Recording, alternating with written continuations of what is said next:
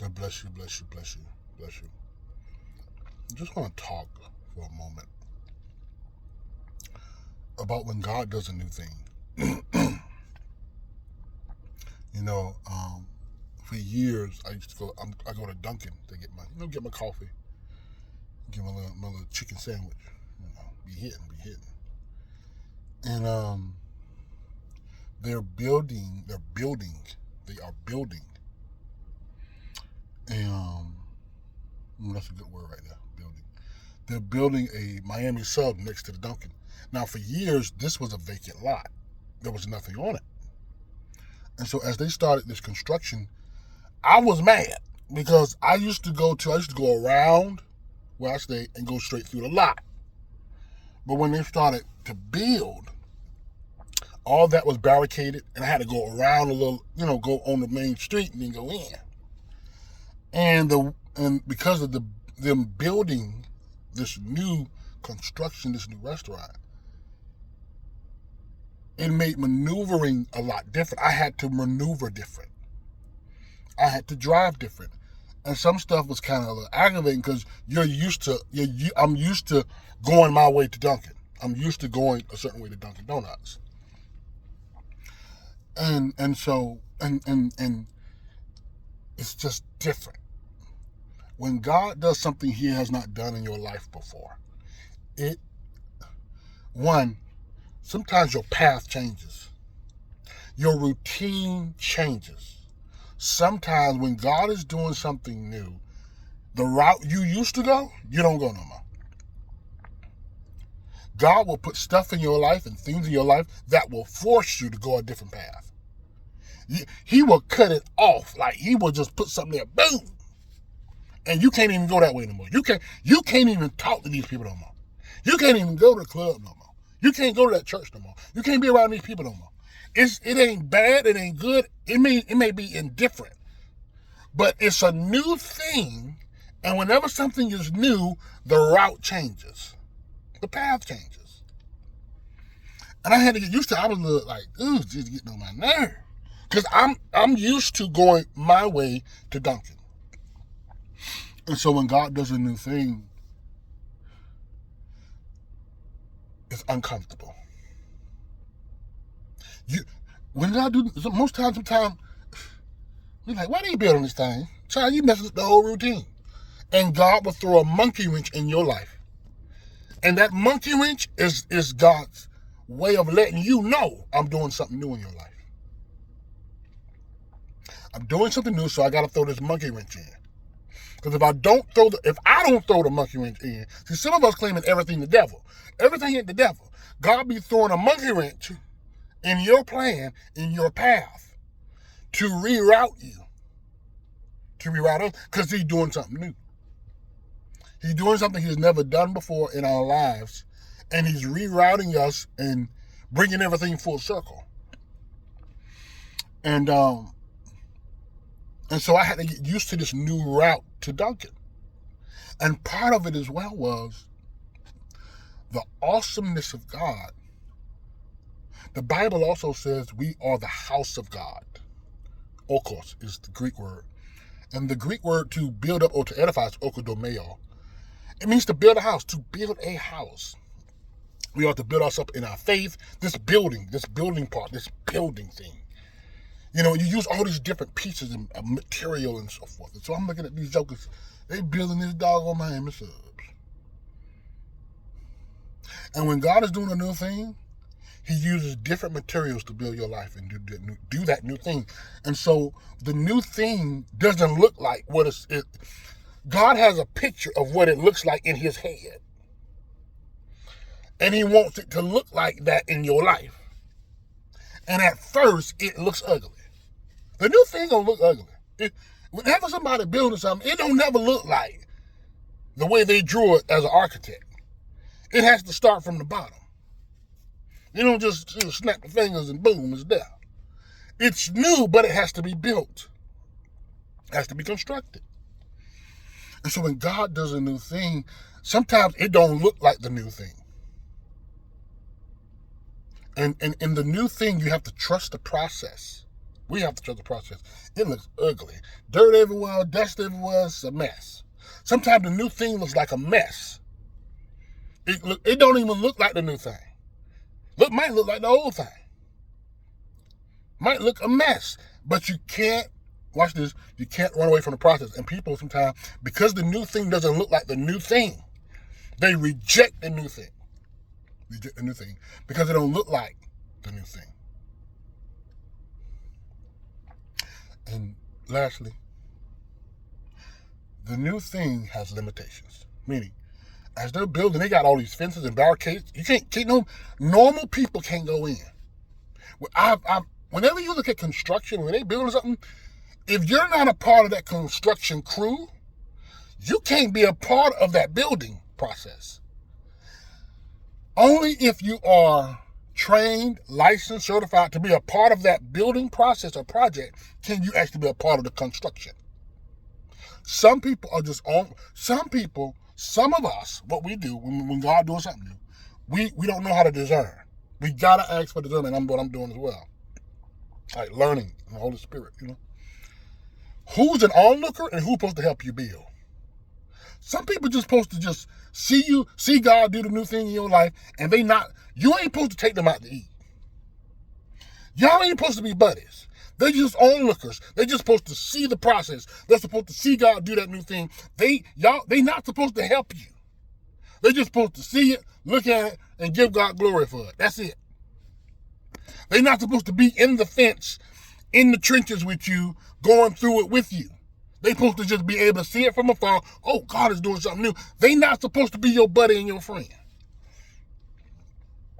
And some of us, what we do is we take onlookers and make them builders. And then we wonder why they can't build, because they're not qualified to be in that process. Some of us have taken onlookers and spectators that are not qualified to help us build and be a part of the new thing. And then we wonder why they're ineffective, because you misplaced people. You've misplaced them. And then some people, they help you build the last new thing, and you want them part of the new thing, and they're now ineffective. Because they was only supposed to be a part of that new thing, that old new thing, and that old new thing was the blessing. And that's where they're supposed to stay. They're not supposed to be a part of your new thing. And so sometimes we misplace people. And then we make them come to the new thing, and then we wonder why they're idle, ineffective, and they dead weight. It's dead weight because they weren't never supposed to be a part of the team. They were supposed to just look at it, bless it, pray for you, and that's it. And sometimes we want people to be a part of the building process of the new thing, and they're not supposed to. They're just supposed to see what's going on, that's it. And they'll get blessed by the new thing, but they're not supposed to be a part of the team. And so everybody can't be a part of your team.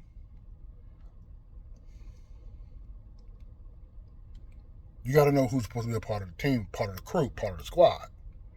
Because if we don't, now you got a bunch of idle people, and then people that ain't supposed to be there are actually frustrated. And if you don't know where to put who's who, the people that's supposed to be a part of your team, you make them spectators and onlookers, and they got the blueprint. And they know how to help you build that new thing and be a part of that new thing, but you got them on the outside of the fence just looking.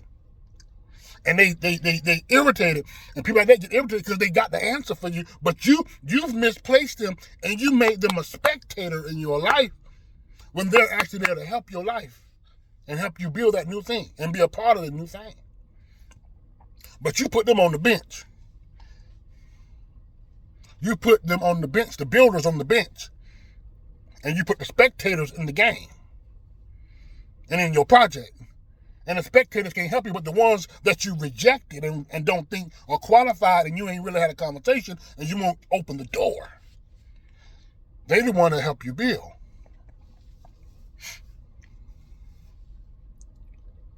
God says, I'm doing a new thing. Isaiah 43, 18 through 19. Here's behold. Means to see. Pay attention. Pay attention. Pay attention. Meaning stop getting distracted. The reason why we miss the new things is because sometimes we get so easily distracted. We get so easily distracted. Pay attention. Pay attention. It's not going to be pretty. It's not always going to be pretty. But if we go through the process, we'll see the final product. Go through the process. God is doing a new thing. Pay attention. And know where to put people in your life. And I'm speaking to you as much as I speak to myself. And it's also a seasonal thing. Man, there are people, 35 years old, there are people, man, we used to go out to eat, lunch, movies, all that stuff. We don't do that no more. And I had to learn to accept it for myself as well. Because some people, I'll feel bad because we don't do that no more. And I wish we did. Baby, it's a new thing going on here. We're building something new here. God is doing something new. So who was part of my life and part of your life and our life 10 years ago, they're not there now. They was part of the new thing 10 years ago. And some of us still got people that was only supposed to help us build 10 years ago, and you got them building now. And they're building with old material. And it's hurting your infrastructure. It's hurting your building process, and it's slowing you down. Because they were only assigned for that part of your life. You got to know who to build with. We all do. There's some stuff you just can't do it. Like my pastor say, maneuvering different. I had to start maneuvering and driving different. I can't go the same path I went. And when you go out and does that new thing, it's just people you just don't connect with no more. Y'all used to be buddies back in the day. You used to be my boy. We used to go out here, do this, do that, do this. Can't do that no more. You're not doing that. I'm changing. They're changing. We're changing. God is changing us. And so we go different paths. It don't always have to be beef. It don't always have to be something going on. It's the new thing. Sometimes the new thing brings separation. And you just got to separate. That season is over. And we got to be okay with that. I know somebody said something about me last year. Because I wasn't calling them.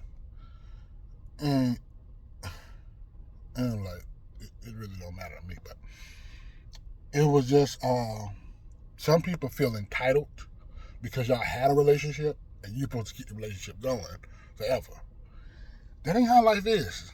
Some relationships are long-term, some are short-term, some are seasonal. And some relationships are missional. It's only for that mission and that assignment, and then after the assignment is fulfilled and complete, that's it. That's the end of the relationship. That's the end of the relationship. Period. It's like when you go to school and you go from first grade to second grade. That's a new grade. And so every grade you go into, as you grow, and the Bible says we go on to perfection. Perfection is a Greek word, teleates.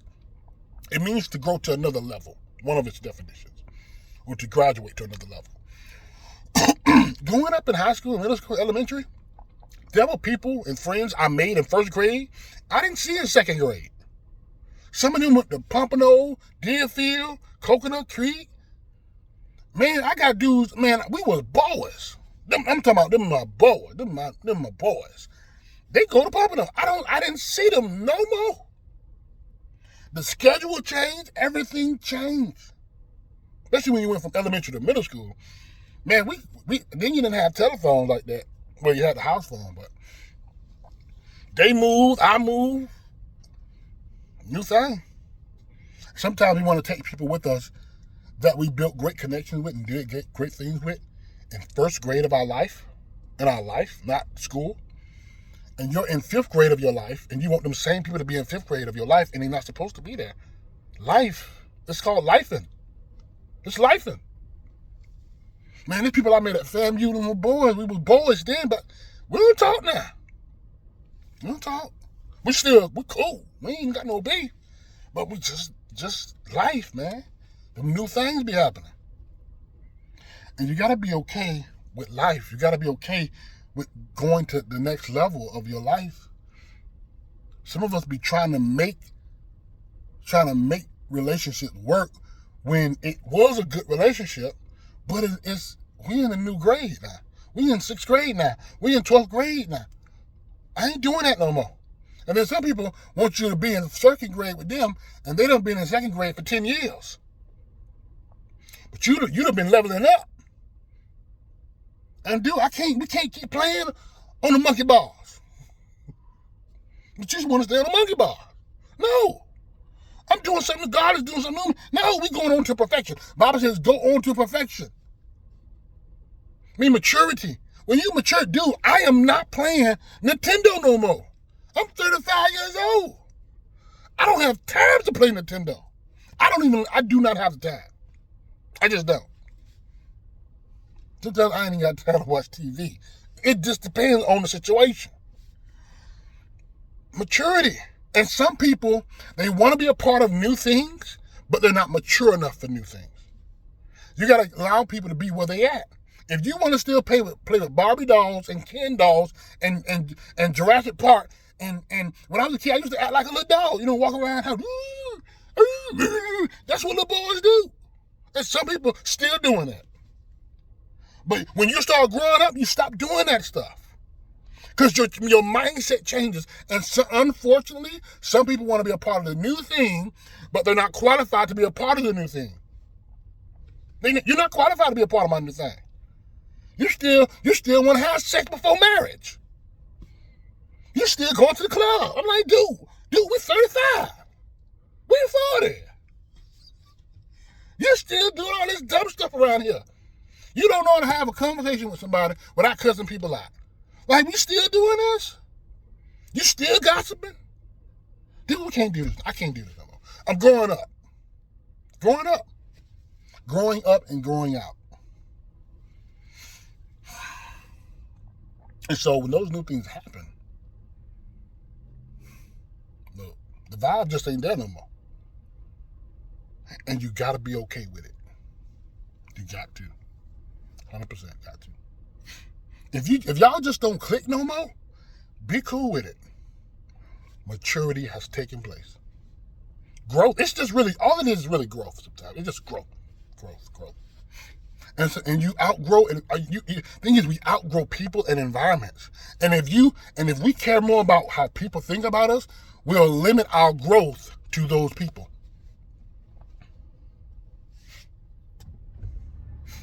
I had a pastor tell me something years ago. He said, Twan,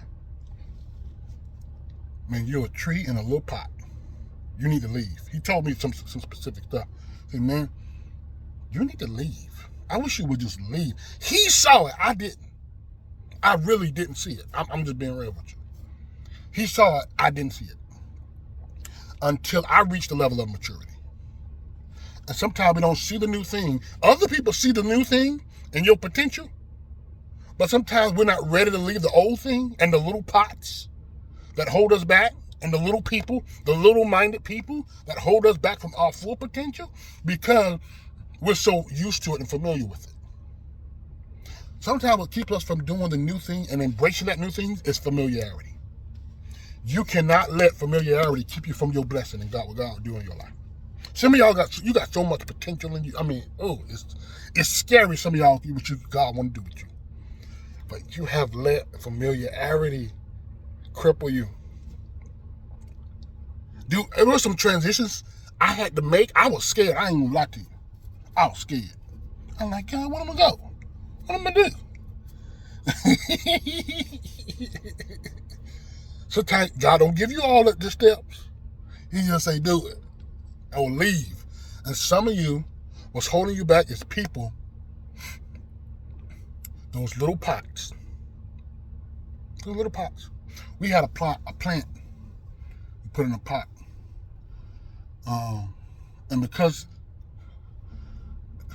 I'll tell you like this. We took the plant out the pot. It grew bigger and greater when we put it in soil. The pot limited its growth. Some of you, the people you're around and the people that can't grow with you and accommodate growth in your life, spiritually, mentally, emotionally, financially, all those stuff, they will limit your growth. And that's what the guy was trying to tell me, like, Twan, you need to leave, you need to do this. And it wasn't until I left that I saw the growth and I saw what they were saying. And then he hit me up about like a while back. He said, Twan, the tree that came out the pot. And people can see what's in you, but sometimes you don't see what's in you. Because we're so used to the old, that we're so used to the familiar things.